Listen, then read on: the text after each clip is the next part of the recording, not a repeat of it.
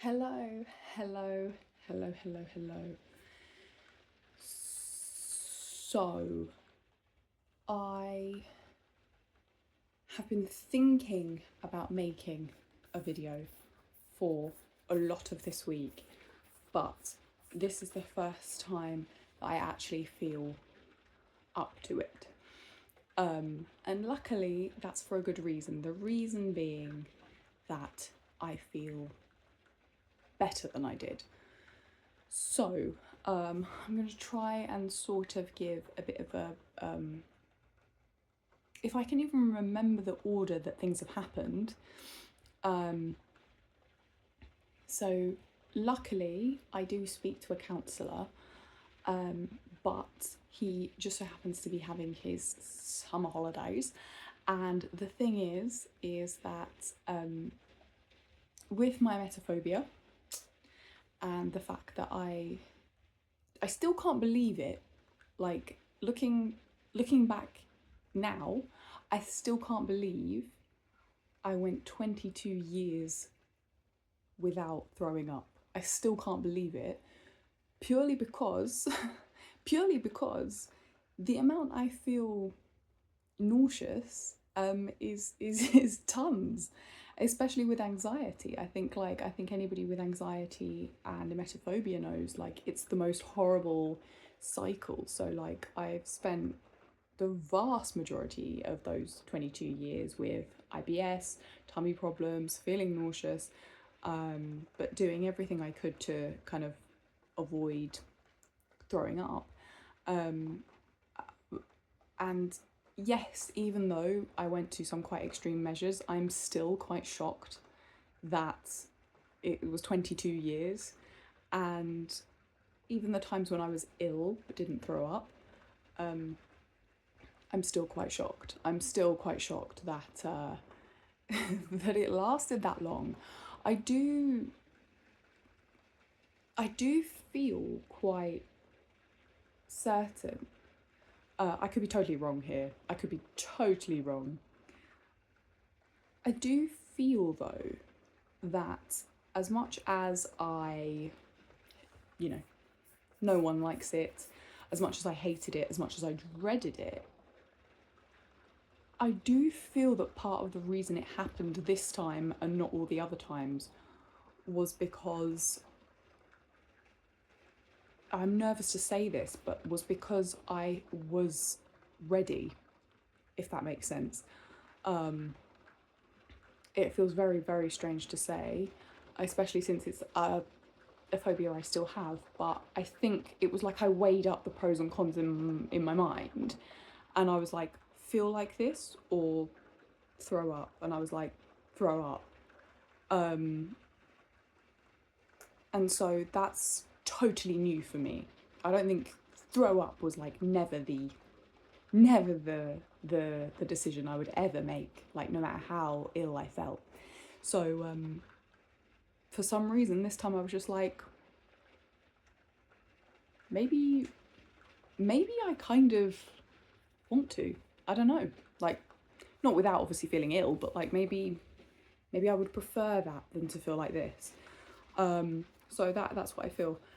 My eyes are a bit blurry, that's why I'm kind of like blinking a lot, but sorry, just to say, I feel that was potentially extremely triggering for an emetophobe. So I do apologise if you've kind of got to this point. I won't really be talking about that anymore. But yeah, so I guess, like,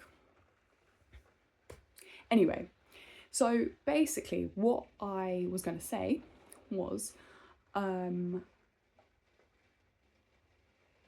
I've been kind of going cold turkey because the fact that it was 22 years and then, it happening, and then to not be able to have a session then with my counsellor has actually been really strange and at times very hard. And one of the things that I kind of notice that I sometimes do is to kind of, if something is difficult in life, to kind of find different difficulty to replace it with. So as much as I was trying not to do that, I did end up doing that, and I ended up getting very upset about something else, which I obviously also haven't been able to speak to my counsellor about. Needless to say, these are the two main things I want to say. My mental health took a big hit, a very big hit. My anxiety also took a very big hit. The second point is I'm here now feeling a lot better, and I still haven't had a session with my counsellor yet. So basically, I had the emetophobia big thing a couple of weeks ago, and then 1 week on, I kind of went a week of just like, oh, kind of existential and generalized anxiety. Then I immersed myself in something that would make me feel worse to replace the emetophobia. I don't know if any of you relate, but it's really annoying, and we've kind of collectively decided, me and my counsellor, that that's something to try not to do anymore.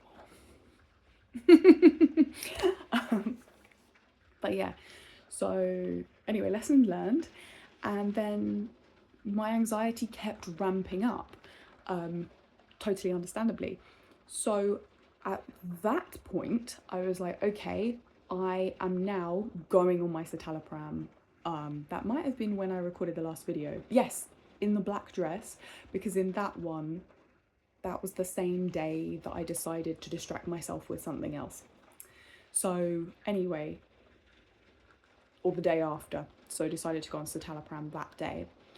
I know that with SSRIs, you can feel considerably worse, considerably more anxious before you feel better. I am on day 8 or 9. I've literally put in my calendar the day that marks past the two week mark. I got to about day 4, 5, and then I started getting the most horrific intrusive thoughts, and horrific anxiety, and just the most horrific mental health time. And literally, kind of almost like magic,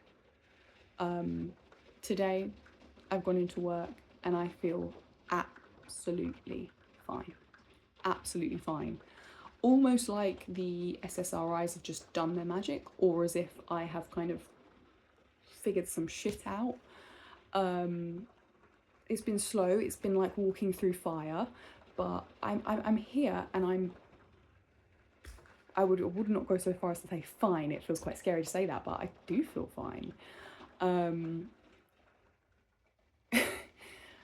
At the end of last week though, when I was still feeling quite bad, one of my colleagues made a very innocent remark, but kind of passed comment on the fact I seemed a bit stressed, and the floodgates just opened, and I couldn't stop crying, because I kind of then tried to explain to them what was going on in my head, and the fact that I was having lots of OCD,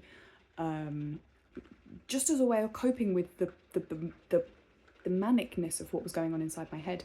Thank God, he was so incredibly understanding, so lovely, because I had never really outpoured like that before. But yeah, so basically, it's been crazy. So obviously I've had, like, you know, a big phobic exposure moment, followed by OCD, followed by existential dread, followed by distractions with other toxic shit, followed by horrendous intrusive thoughts, all the while over about approximately a week period, taking those pills. And I don't know why, but today I feel fine. Today I feel like I've actually come over a very steep hump, but it was scary. But sometimes in life, I just kept saying to myself, this feels horrific, but I know I can make it to the other side, because I know I've got tools. I know I've got friends. I know going to the gym helps. I know that soon the SSRIs will build up. And again, as I said, this is in no way an endorsement of taking antidepressants or anti-anxiety or SSRIs or anything. This is just my journey. Yeah, so I just kind of really wanted to give that update in case anyone goes through anything really similar. That's how it's been. Yeah, and you know, it's interesting because I kind of had in my head like, oh, maybe I'll make videos to kind of document my journey into the future and imagine this great future. But I know at the end of the day that's not how life works. But even if it's a case of documenting what it's like to live with episodes of intense anxiety or managing them, getting through them, or anything, just while also trying to just navigate life, I think that could be quite useful. But otherwise, yeah. I hope this video is helpful in some kind of way. I don't really know what kind of way, but if anything, in a really selfish way, it's just more for me and my kind of own documentation of my journey. So yeah, all the best, everybody, and I hope that if you're going through anything similar, you know, in your own time, when you're ready, with the right tools, with the right help, you will get to a better place. Okay, thank you for listening.